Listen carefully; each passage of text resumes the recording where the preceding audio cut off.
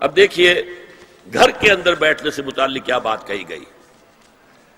بزار اور ترمذی میں حضرت عبداللہ ابن مسعود سے نبی ایک سرکہ یہ ارشاد نقل ہوا ہے، ان المرأۃ عورۃ، عورت چھپا کر رکھنے کی چیز ہے. ہمارے ایک نوجوان ساتھی نے ایک دفعہ مضمون لکھا تھا بڑا پیارا. انہوں نے کہا کہ قرآن مجید میں جو اشارات ہیں، حور مقصورات فی الخیام، وہ حوریں جو ہوں گی وہ خیموں کے اندر ہوں گی، وہیں رہیں گی. قصر کہتے ہیں روک دینے کو، باہر نہیں نکلتی. وہ مقصورات فی الخیام، حوروں کا کأنہن لؤلؤ مکنون، ایسے ہوں گے کہ جیسے کہ موتی جسے چھپا کر رکھا جائے. عورت چھپا کر رکھنے کی شے ہے. المرأۃ کلھا عورۃ، عورت کہتے ہیں اس کو ہے جسے چھپا کر رکھا جائے. ان المرأۃ عورۃ فاذا خرجت، جب وہ گھر سے نکلتی ہے، استشرفھا شیطان، اب شیطان جو ہے اس کو طاق میں رکھتا ہے.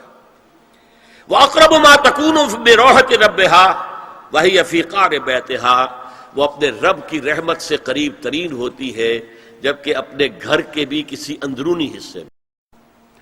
صحن میں ہوگی تو شاید ادھر ادھر کے کوٹھوں سے نظر پڑ جائے.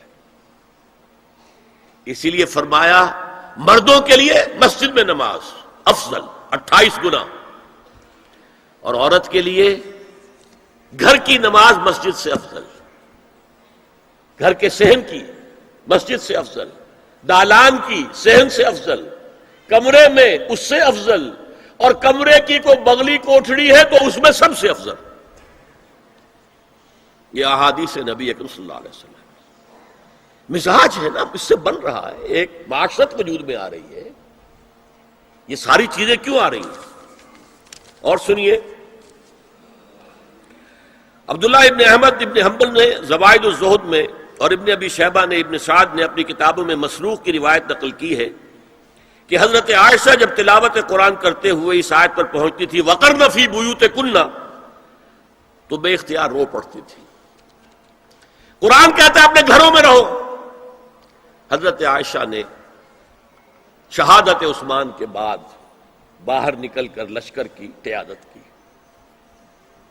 پھر ساری عمر افسوس رہا کہ میں نے غلط کام کیا. دیکھیے کیا معاملہ تھا. حضرت علی رضی اللہ تعالیٰ سے جنگ کی تھی، 10,000 آدمی ایک رات میں مرے، لیکن حضرت علی کا کردار کیا تھا؟